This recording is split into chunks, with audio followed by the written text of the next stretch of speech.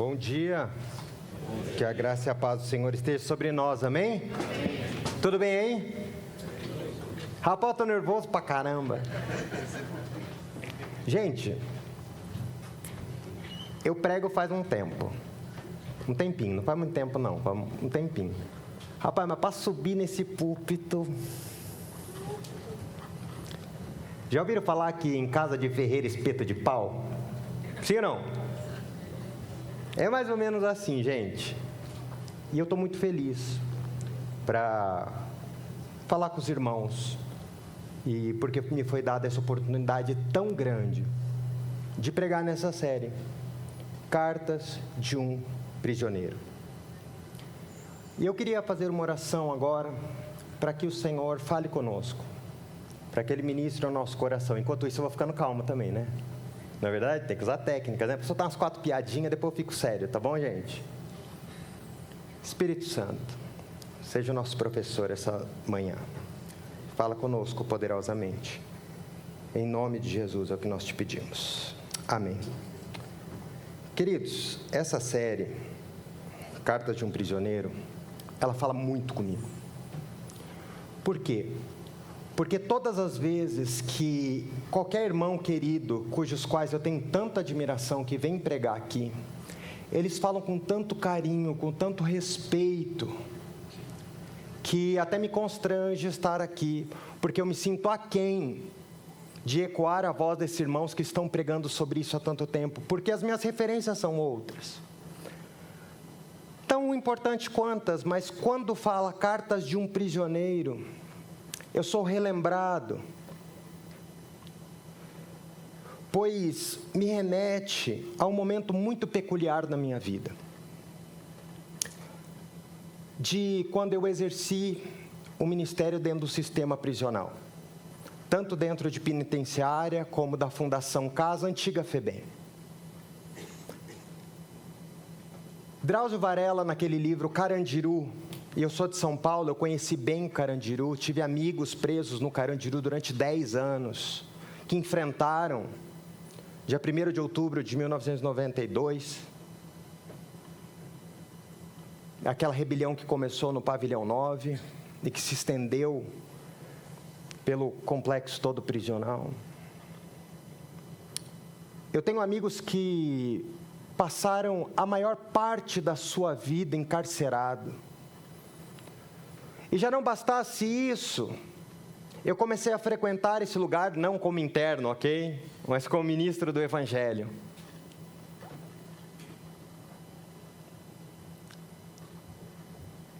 E em conversas com presidiários, uma coisa que sempre me chamou muita atenção era ver o vazio nos olhos dele. Eu não estou julgando se estão lá porque merecem ou porque não merecem. Eu só quero que você pegue esse fato. Homens sem esperança. Eu lembro que uma vez nós estávamos na FEBEM, Fundação Casa, realizando um batismo. E tinha um menino de braço cruzado. E eu falei, aí meu truta, qual é que é? Não vai cair para dentro não? Não vai batizar? Ele, não. Eu falei, por quê, cara?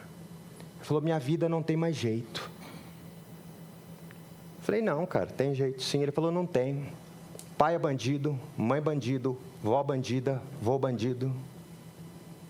Assim como já tive contatos em processo de evangelismo aqui em Londrina, bisavó prostituta, avó prostituta, mãe prostituta, filha prostituta, é a filha que eu estava falando, prostituta, e a neta prostituta, bisneta prostituta.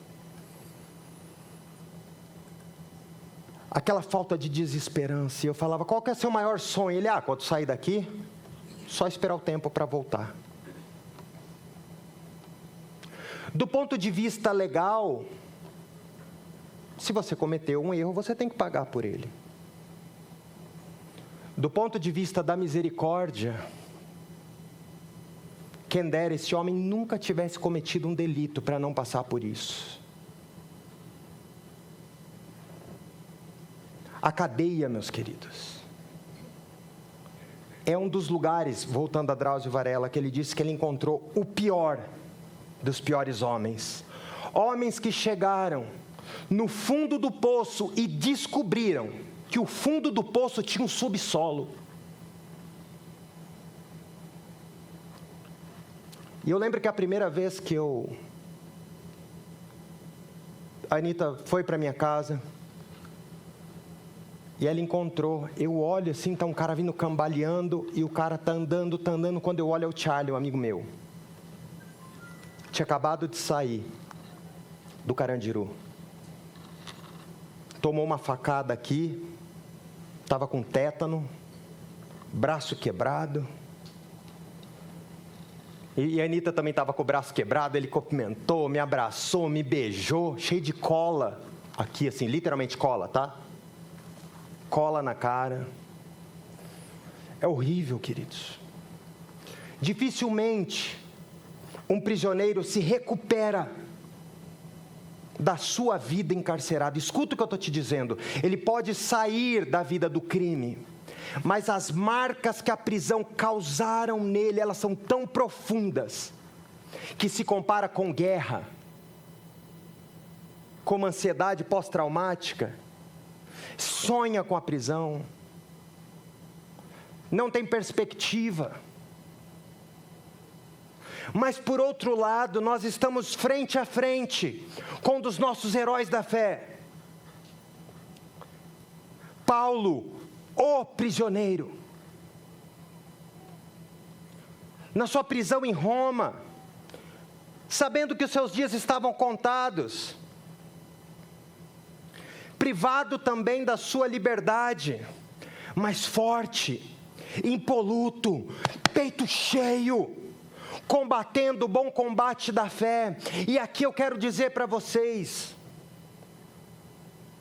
que desde o grito de Jesus em Mateus 16, edificarei a minha igreja e as portas do inferno não prevalecerão contra ela. Todos os que seguiram a partir daí e ouviram o ressoar dessa voz, seja pelo próprio Jesus, ou seja por um dos seus discípulos, eles abandonaram a sua vida e se tornaram prisioneiros de Jesus.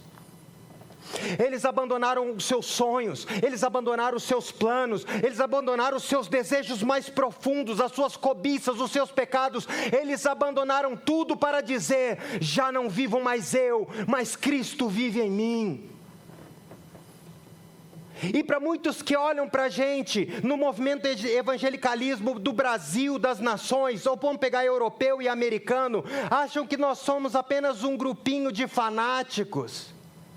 Mas eu quero dizer aos irmãos, um dia conversando com um grande empresário, e ele trabalha no ramo industrial, e você quer montar uma indústria, você convida ele, e ele chega na sua indústria, lógico, dentro do segmento dele, ele trabalha Brasil e Itália, muito louco, e o cara fala: eu quero que você programe desde a entrada do material, todas as máquinas e até o produto final.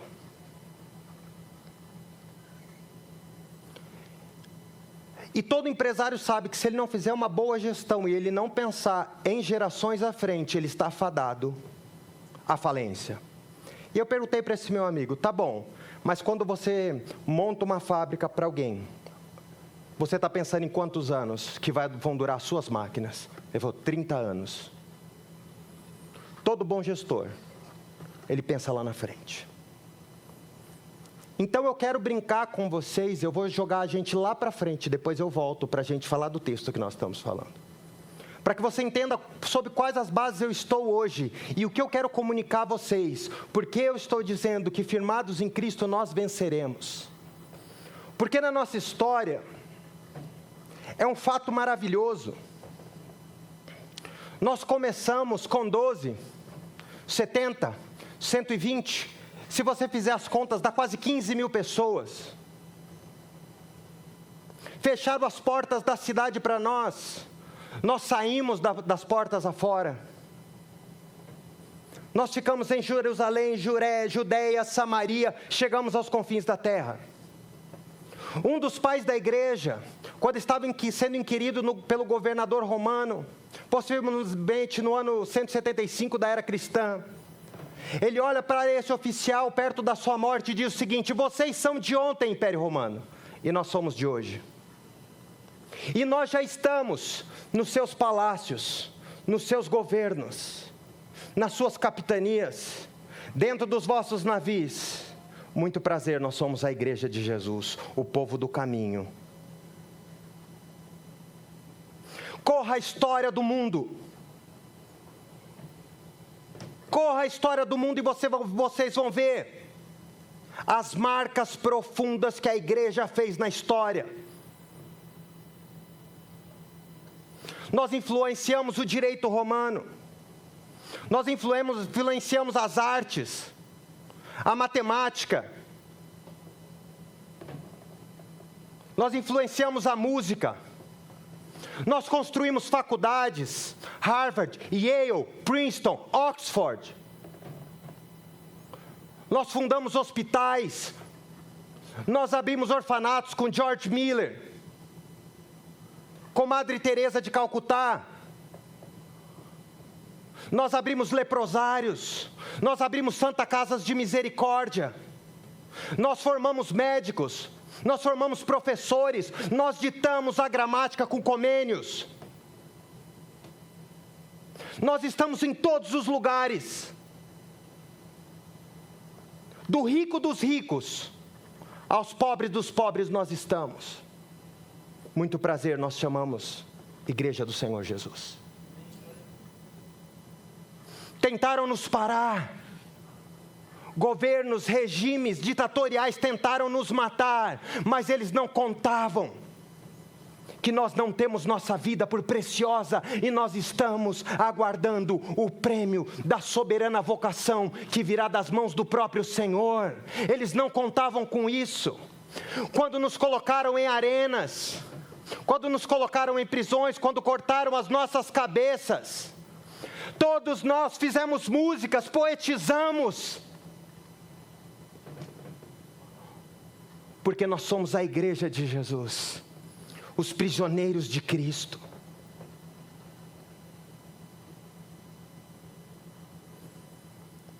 E baseado nisso eu posso dizer, Paulo estava olhando para uma grande geração, anos à frente, como esse gestor me falou que funciona uma fábrica. Eu estou trabalhando há mais de 20 anos pela igreja dos meus netos, porque eu estou evangelizando meus filhos.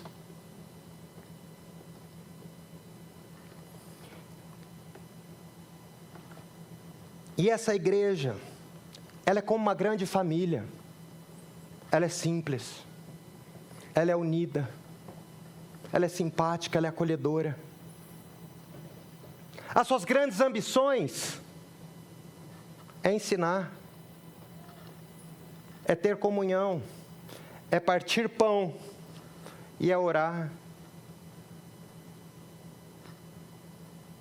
Da boca de um prisioneiro sempre vai sair: eu não sei o que vai ser da minha vida.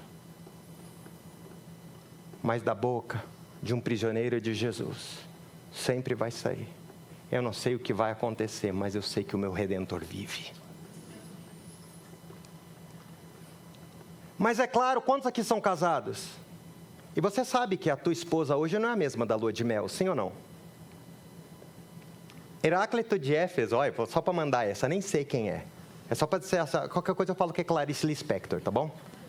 Ele diz o seguinte: ninguém se banha na mesma água duas vezes, porque ao voltar na água banhada, nem o rio é mesmo e nem a pessoa é o mesmo. É muito legal. Eu lembro que quando eu casei com a Anitta, nos idos de 2005, esse ano faço 20 anos de casada. Milagre para minha geração, hein, irmão? Se você passou dos 10, bate palminha, hein?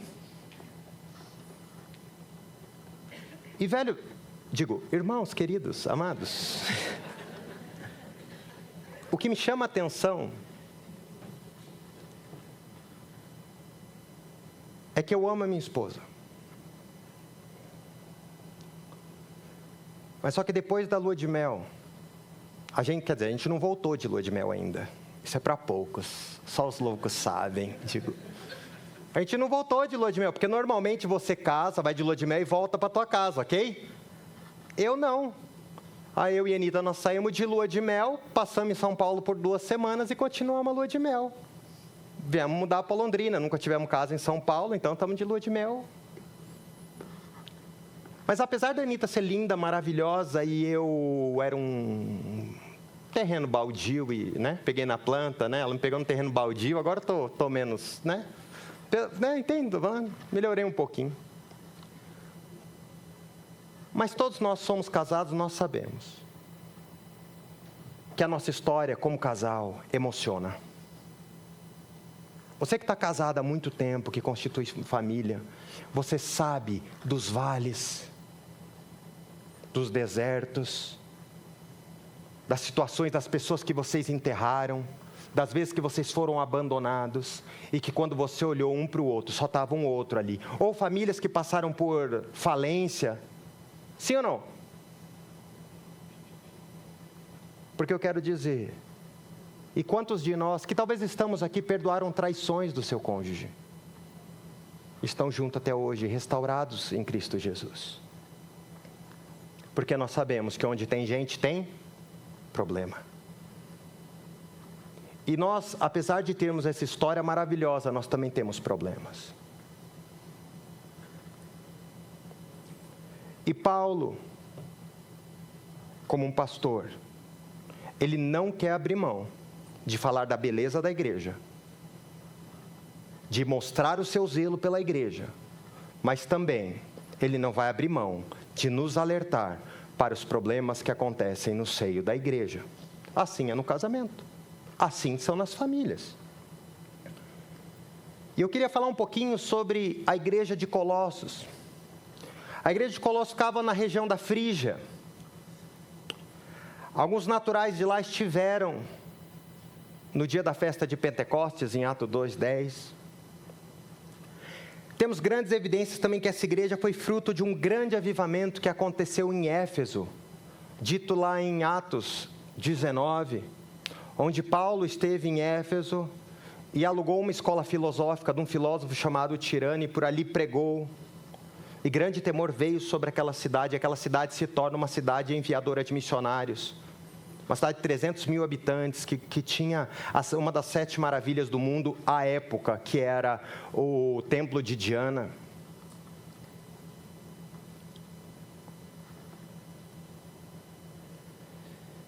Colossos ficava a mais ou menos 160 quilômetros a leste de Éfeso. Possivelmente, e eu concordo com isso lendo Colossenses 1:17, 4:12 e 13, diz que Epáfras foi um dos seus plantadores. Nessa época que Epáfras estava plantando essa igreja, Paulo estava preso em Roma. E ele sabia que quem ia para Roma, possivelmente, não voltaria. E com a pena de um zeloso pastor, o nosso prisioneiro escreve contra as heresias que estavam circulando no seio da igreja e certificando aos irmãos que se eles permanecessem firmados em Cristo, eles venceriam. E aqui eu quero abrir algo. Seja qual for a adversidade que nós estivermos passando, as lutas, as desgraças que nós estivermos passando, se nós estivermos firmados em Cristo, nós venceremos para a glória de Deus. Se estivermos firmados em Cristo, venceremos. Eu tenho uma amiga, Verônica. 2, né? Uma está aqui, tem outra. Mas você é mais legal. Verônica é uma pessoa incrível. Ela teve um filho, nasceu, teve uma filha, teve outro filho, nasceu bonitinho, teve uma filha, Luísa. Luísa nasce, fica alguns dias viva, 21 dias, e morre. Depois que a Luísa morreu, nós ficamos, meu Deus do céu, fomos atrás da Verônica, não, está tudo bem. Assim, vamos seguir, Deus vai consolar.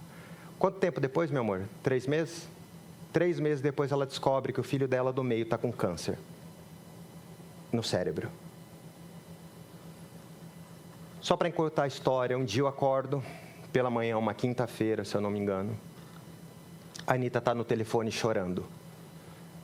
Verônica está no telefone com a Anitta, chorando e dizendo: eu estou com meu filho no colo, esperando o último suspiro dele.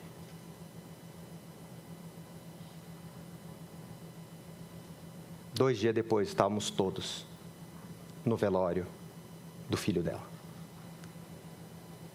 Um caixãozinho, eles são de uma igreja muito grande de Goiânia. O pastor, presidente daquela denominação, veio. Em cima do caixão, Buzz Lightyear, Woody, Jesse. Quando eu chego perto da Verônica, ela abre um sorriso, lágrimas grossas saindo dos seus olhos, ela dizendo: obrigado, pastor, por estar aqui. Me deu um beijo, teve o culto, foi dado a palavra para o pai da criança, ele disse: eu só quero que Jesus, eu estou firmado em Jesus, e Ele nos consolará.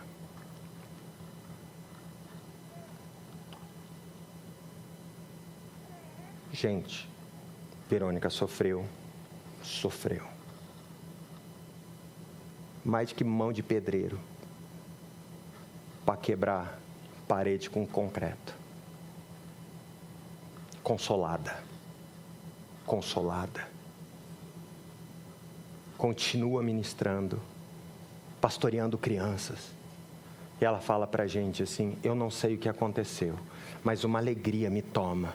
Tem vezes que eu pego uma fotinho do meu filho, eu choro, mas uma alegria me toma de saber que Deus o tomou para si. Então, queridos, eu gosto de usar esse tipo de exemplo porque é o que mais me pega. Eu sou pai. Então, seja o que for, firmados em Cristo, nós venceremos. E Paulo, aqui em Colossenses 2, versículo 16, vamos ler a parte aqui.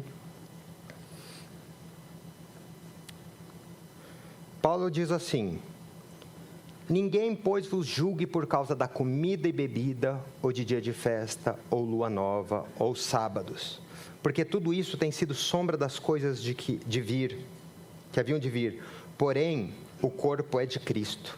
Ninguém se faça árbitro contra vós outros, pretextando humildade e culto dos anjos, baseando-se em visões, enfatuado, sem motivo algum na sua mente carnal. E não retendo a cabeça, no qual todo o corpo, suprido e bem vinculados por suas juntas e alimentos, cresce o crescimento que procede de Deus. Se morreste com Cristo para os rudimentos do mundo, por que, como se vivesses no mundo, vos sujeitamos a ordenanças? Não manuseieis isto, nem proveis aquilo, não toques naquilo outro, segundo os preceitos e doutrinas de homens, pois que todas estas coisas com o uso se destroem. Tais coisas com efeito têm aparência de sabedoria, como culto de si mesmo e de falsa humildade e de rigor ascético, todavia não tem valor algum. O que ele estava falando aqui? Eu vou falar bem rápido, porque tem sido dito quase todos os cultos, que tratava-se, qual era a heresia que estava acontecendo ali. E eu quero dizer que um dos grandes problemas que nós enfrentamos na igreja, na história, são heresias. E trata-se do que? Quais eram essas heresias que estavam atacando a igreja em Colossos? Era uma mistura das religiões gregas e judaicas e orientais, uma espécie de culto e de pensamentos esotéricos que apresentava sobre um pretenso nome de filosofia, também com a ideia de culto a anjos, sob o pretexto deles serem intermediários entre Deus e os homens. Sabe aquele negócio que a gente ouve hoje de tipo anjo da guarda, esse tipo? É tipo isso aí.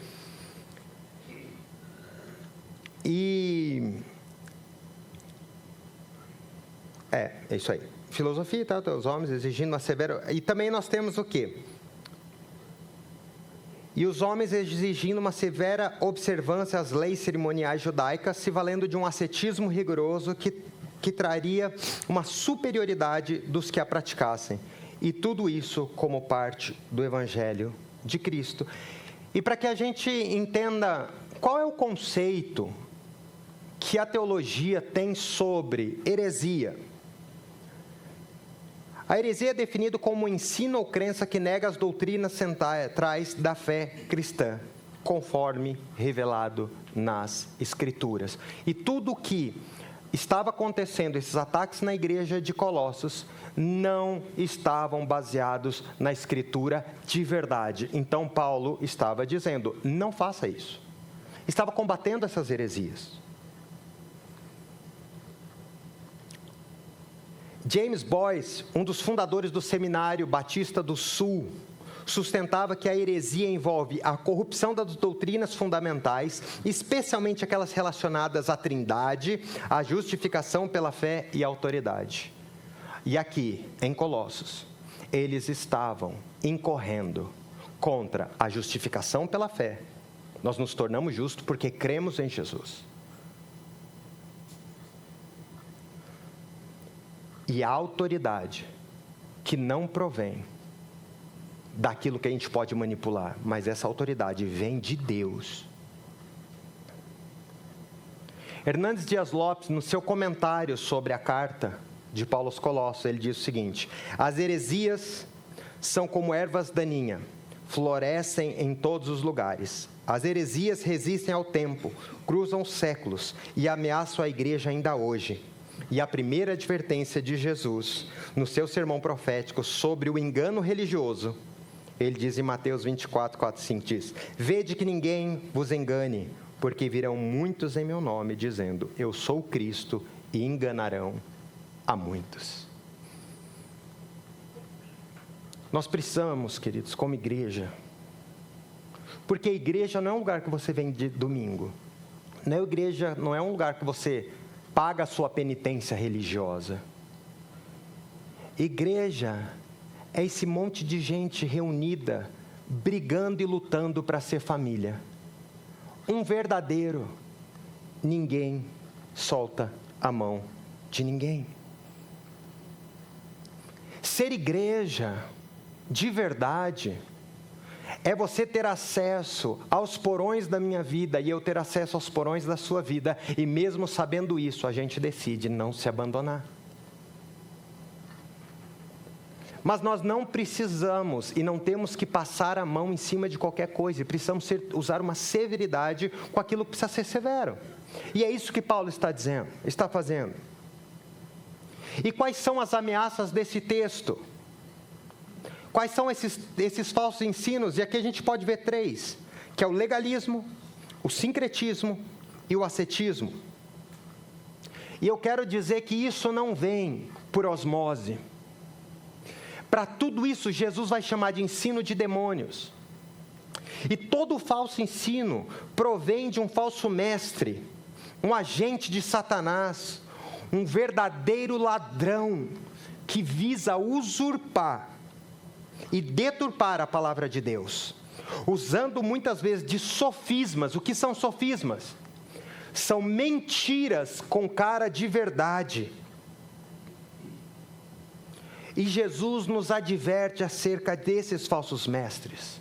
Em João 10, ele vai dizer, desses falsos mestres, o ladrão vem somente para roubar, matar e destruir. Eu vim para que tenham vida e a tenham em abundância. Eu sou o bom pastor dá a sua vida pelas ovelhas. O mercenário é esse ladrão aqui de cima, que não é Satanás. Aqui não está falando do diabo, aqui está falando de falsos mestres. Pessoas que intencionalmente estão infiltradas no nosso meio para enganar.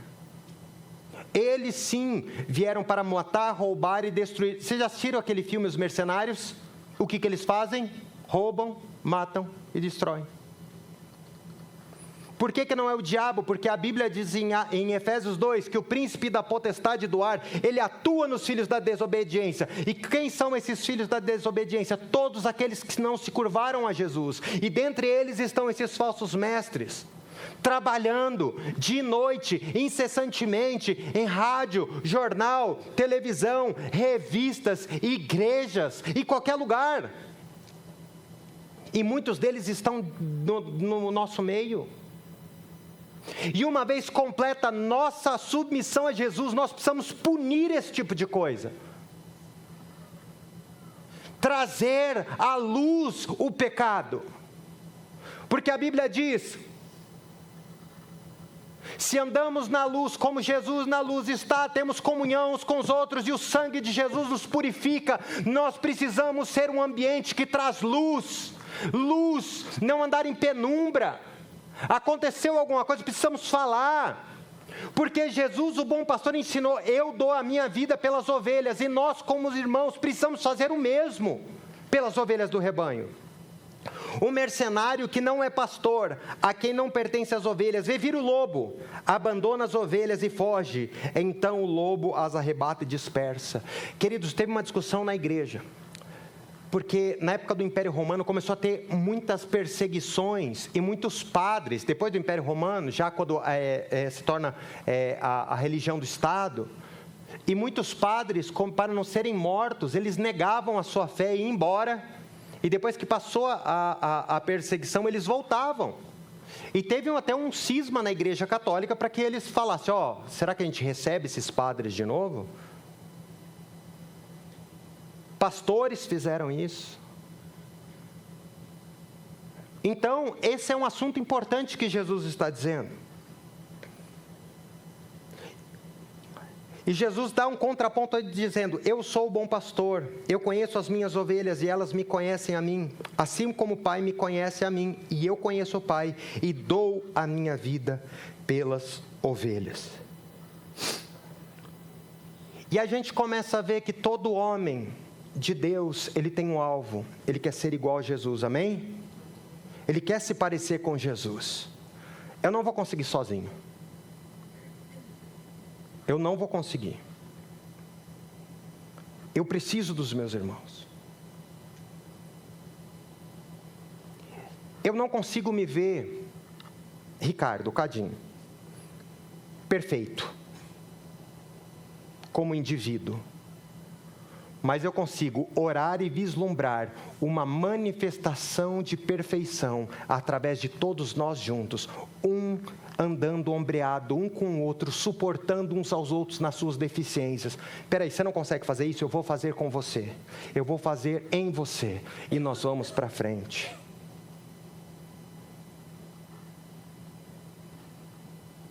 Eu não entendo que eu só vou ser William Wallace, não existe. Vamos falar um negócio? Comer em restaurante chique é bom fazer sozinho? É ou não? Depende, né? Se for churrascaria, eu posso ir. Rapaz, um dia eu fui na churrascaria Canita, me deu uma raiva, rapaz. Bom acompanhado. Você quer ver um negócio? Pai, vamos lá. Como que é? Da noite, como fala? Quando um casal sai, que alguém fica com os pirrai? Vale night. Eu lembro meu primeiro Vale night com a Anitta. Tadinho do meu sogro. Tava um calor da miséria. Vale night. E ele ficou com a Sara. E a Sara estava naquela época que estava correndo para cima e para baixo. E meu sogro lá com ela, saí com a Anitta. Fomos comendo pastel e mel. Mano, para missionários, bagulho é da hora, velho. Não, boa. Digo, para pessoas que viviam integralmente no ministério, os acepipes de mesa eram interessantes, de preços módicos. Você fala português também, gente, relaxa. E aí, o que acontece? A gente começou a falar, e eu olhei para ela, falei: como você é linda, você entendeu, né? Estava alimentando, né? Falei: você é linda, você é cheirosa, não sei o quê. E aqui eu pensei: nossa, Deus. É hoje, Jesus, obrigado. Deu 5 minutos. Mas a Sara.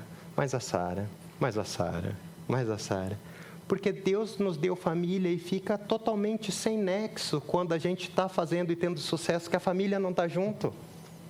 Sim ou não? Claro que eu entendo que estou doido para fazer uma viagem com a minha mulher mesmo. Vai ter uma viagem agora, uns amigos meus estão fazendo sobre onde houve avivamento na Inglaterra, no Reino Unido. Estou doido para ir com ela. Só nós dois. Mas querendo ou não querendo, tem coisa que perde o sentido sem a família. Sim ou não? Santa Ceia, só você em casa, sozinho. Domingo acordar e assistir Globo Rural. Gente, eu pensei que não, é legal vir com a gente aqui, ó. E até as músicas constrangedoras de igreja, é bom. Sabe aquela música Corpo e Família? Recebi o novo. Mano, música constrangedora, mas a gente precisa passar por isso. Vira para o seu irmão e canta, somos corpo. Cara, quando é que você olha para o teu irmão e diz assim, eu preciso de você de verdade? Porque isso vai ser a nossa manifestação. Se nós não zelarmos por isso, nós vamos ver que essas heresias, elas vão entrar, elas vão devastar a gente, e nós vamos nos tornar, daqui a 10, 15 anos, apenas um escombro de guerra. Ou como naquele livro, Caçadores de Deus, diz que parece que às vezes muitas igrejas são fornos abandonados, que muitos lembram que dali um dia saiu pão quente. E Paulo, ressoando a voz de Jesus, e trabalhando, e olhando para frente, ele diz o seguinte, Paulo diz em Atos 20, 28 a 32, ele mostra as razões do seu esforço. Atendei por vós e por todo o rebanho sobre o qual o Espírito Santo vos constituiu para pastoreardes a igreja de Deus, a qual ele comprou com o próprio sangue.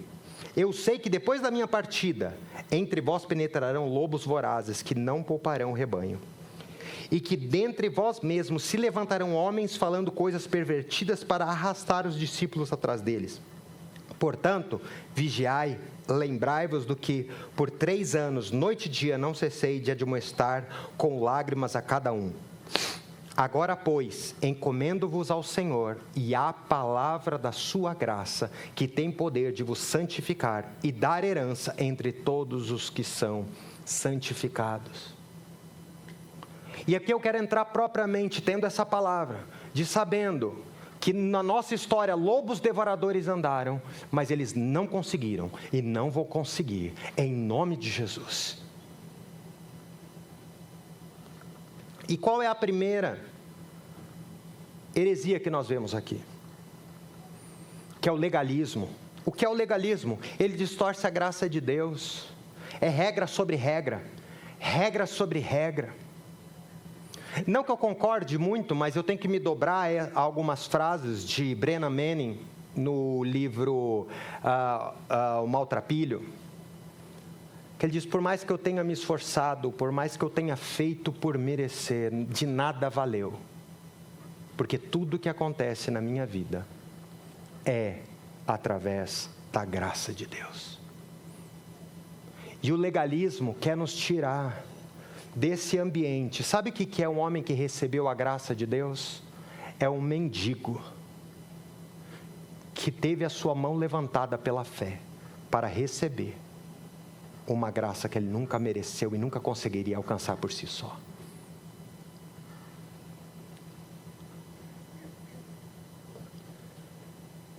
Porque era o legalismo. Paulo está dizendo à igreja de Colossos, ninguém, pois, vos julgue por causa da comida e bebida, ou do dia de festa, ou de lua nova, ou sábado, porque tudo isso tem sido sombra das coisas que haviam de vir, porém o corpo é de Cristo. Quantas vezes nós queremos ser a religião do pode ou não pode?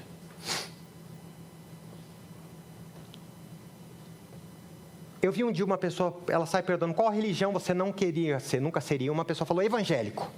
Ah, por que você não seria evangélico? Ah, porque é regra para tudo. Não, nós temos uma ordem de vida, mas não é regra para tudo. Nós não fazemos algumas coisas porque nós somos livres. Ah, não é regra. Não é regra. Tem um livro que é muito impactante, do Larry Crabb, que é Chega de Regras. Que ele mostra, quanto mais você tem relacionamento com Jesus, menos você quer saber de regra, porque você se tornou justo, você quer caminhar de maneira reta. Você tem prazer na lei do Senhor, e nela você medita de dia e de noite. E Paulo está olhando para os Colossos, dizendo, olha, medita na lei do Senhor, de dia e de noite, que você vai ver, que Ele vai mostrar para você, que nos seus rituais cerimoniais vocês não conseguem. Vocês só vão conseguir a partir da graça, a partir desse favor merecido, dessa capacitação que só Ele pode nos dar. E esse legalismo, ele se manifestava como uma preocupação na dieta alimentar.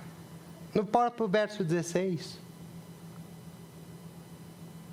Só exterior, queridos. Só exterior. Sabe, minha mãe sempre falava um negócio, só toma cuidado, hein? Por fora, bela viola.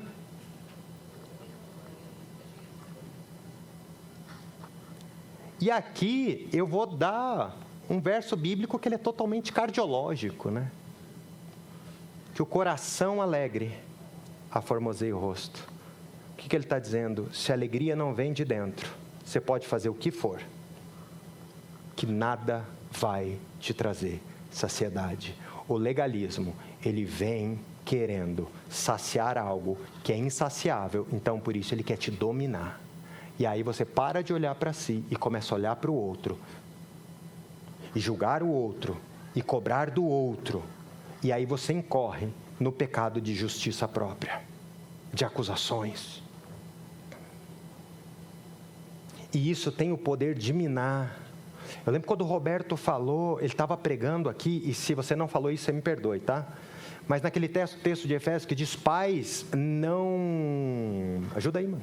Não provocai a ira dos seus filhos, e ele trouxe uma inferência ao texto maravilhosa que ele disse, todas as vezes, pai, que você não é constante, que você não é exemplo, agora é livre, tá? É poesia, que você não é constante, que você não impõe o padrão, e que você frustra os seus filhos dentro da sua irresponsabilidade, você está formando um inimigo de Jesus, porque ele está olhando para você esperando ver Cristo. O pai e a mãe, quem fez o casamento? Quem que fez o casamento? Foi o juiz da terceira vara civil? O Salinê? Não sei se é a terceira vara civil, é que eu sou fantástico muito bobo, eu saio falando, nem sei o que eu estou falando. É meu TDAH, não tem TDAH. Sou louco mesmo, relaxa. Deus fez o casamento. Deus fez o casamento. Para que através do casamento, ele se revelasse, o abraço forte do Senhor, a mão forte do Senhor através do homem. O cuidado e o carinho através da mulher, a aliança de Deus. Ele mostra para Abraão, eu sou pai, anda ao meu redor, eu sou perfeito. Mas ele também usa a palavra Shaddai, que é a imagem de uma mãe amamentando. Se a gente fugir disso, nossos filhos nunca conhecerão a Deus, só vai ser legalismo, pode, não pode, pode, não pode, pode, não pode, pode, não pode. Filho tem que olhar para a gente e saber que nós amamos Jesus, que nós estamos comprometidos com Ele até o nosso último fio de cabelo, e ele vai saber que nós às vezes não conseguimos, mas nós temos uma família que nos ajuda.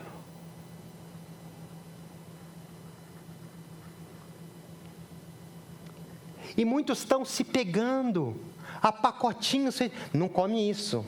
Olha, não pode comer galinha cabidela, frango ao molho pardo para os irmãos franceses. Não pode comer sarapatel.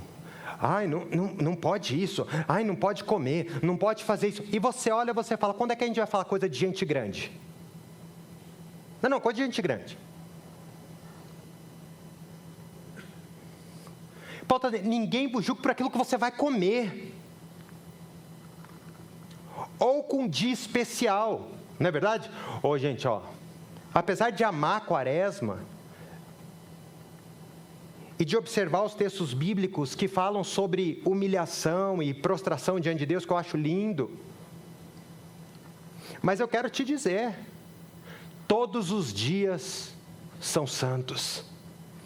Todo dia é festa, todo dia o Senhor está conosco, nós estamos diante dEle todos os dias, e Ele nos convoca para queimarmos incenso diante dEle, todos os dias, 24 horas, 7 dias por semana, Deus nos convoca para isso. E às vezes a gente está querendo entrar. Não, é porque está o dia, domingo é o dia de ir para o culto. Ai, domingo. E cara, e o resto do dia você vive o Ayrton Senna, correndo para cá e para lá atrás do rabo. E de repente, ai, domingo, não, cara, é todo dia, culto é todo dia. É culto no café da manhã, é na cama com a esposa, é levando o filho para a escola, é no trabalho. Aquilo é o culto. E o legalismo vai colocar você confinado dentro de um ambiente terrível de religiosidade que você vai dizer, como eu saio disso? Outra coisa é o sincretismo. Era mistura de religiões e filosofias. Em verso 18 diz, ninguém se faça árbitro entre vós outros, pretextando humildade e culto dos anjos, baseando-se em visões, enfatuados sem motivo algum na sua mente carnal, e não retendo a cabeça, do qual todo o corpo, suprido e bem vinculado por suas juntas e ligamentos, cresce o crescimento que procede. Ele está dizendo aqui, vocês estão preocupados com tudo. Com culto de anjo, com sabedoria, você está perguntando tudo, mas você não está preocupado com Jesus, que dá ordem a tudo. Você não está preocupado com isso, você está preocupado com tudo, menos com o essencial, com Cristo que é o cabeça da igreja, e se você está conectado nele. E a natureza do sincretismo, ela mistura a fé, ela procura tirar Jesus do centro e colocar ele num panteão de deuses e de coisas que dão sorte. E aí você vai dizer o seguinte, irmão, lê Salmo 21, Salmo 91, irmão, lê o Salmo 23, irmão, faz isso, irmão, faz aquilo, vamos misturar, tem a água ungida, tem não sei o quê, e aí você olha e você fala, velho, que isso? Eu fico imaginando Paulo correndo e a cabeça dele correndo do corpo. Eu acho que foi enterrado junto, né? Não sei. Já se fizeram essa pergunta? Paulo foi enterrado junto com a cabeça ou sem a cabeça? Ele foi decapitado, né? Será que jogaram futebol com a cabeça dele? A arrogância do sincretismo. Não, porque nós temos uma visão muito boa das coisas. Nós não temos uma coisa certa. Ninguém sabe no que crer. É muito legal quando abre alguma igreja assim, né? Abre uma comunidade, mas quais são os seus distintivos de fé? Qual que é a sua história? O seu apito toca que samba? Fala para mim. Estarmos embasados na palavra de Deus é muito importante para que não haja mistura. Se nós soubermos separar o santo do profano, nós seremos um povo saudável.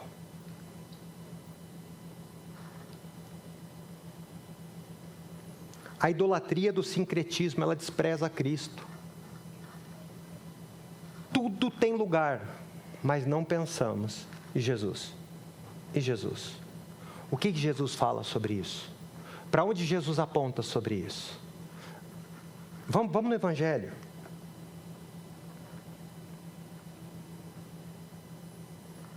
E tem outros, né? Que é a base falsa do sincretismo, muitas vezes está calcada numa super espiritualidade, de visões e experiências esotéricas. Não, você não sabe como que eu conheço a Deus. Deixa eu te contar um negócio. 1900, né? Para com isso, gente. Deus se revela à sua igreja através da sua palavra, através da comunhão, do partir do pão, da oração, do ensino. A gente não precisa misturar as coisas, não. Outra coisa que vai falar sobre o ascetismo, que é o esforço meritório para matar a carne. E Jesus diz, se morresses com Cristo para os rudimentos do mundo, por que, como se vivêssemos no mundo, vos sujeitais a ordenanças? Não manuseie isto, não proves aquilo, não toques aquilo outro, segundo os preceitos de doutrinas de homens, pois que todas essas coisas com o uso se destroem. Tais coisas, com efeito, têm aparência de sabedoria, como culto de si mesmo e de falsa humildade e de rigor ascético, todavia não tem valor nenhum. Esse ascetismo produz escravidão. E eu quero falar com vocês algo. Vocês já estiveram em alguma romaria?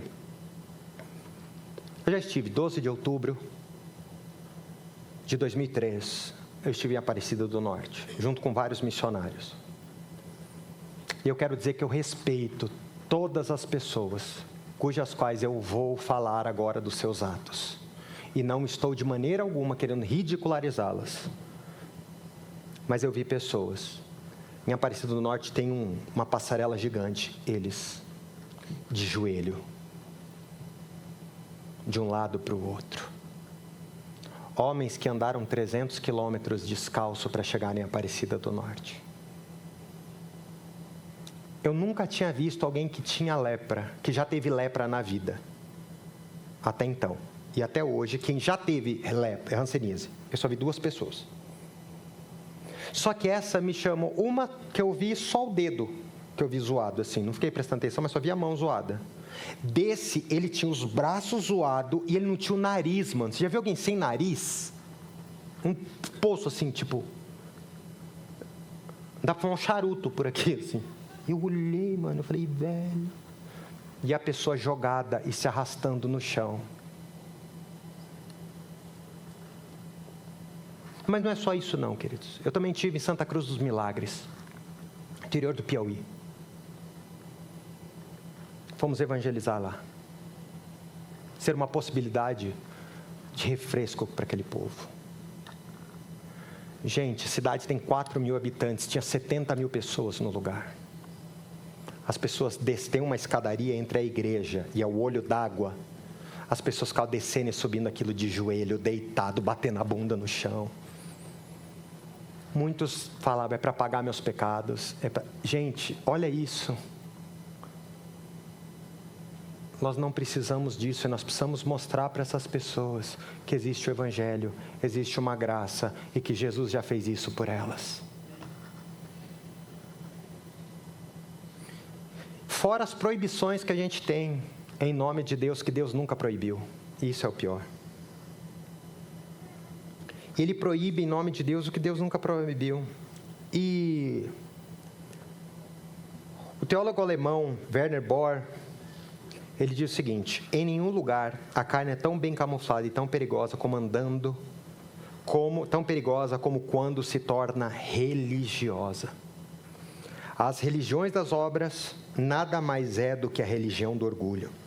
E tem outro que é um apologeta, Bruce Barton, ao comentar sobre uma igreja saudável, fez 5 perguntas importantíssimas para a gente saber se estamos sendo enganados pelo legalismo, pelo sincretismo ou pelo ascetismo. E a primeira pergunta é: esse grupo religioso, e a gente tem que sempre estar pensando isso, está enraizado à graça de Deus ou a regras feitas pelos homens?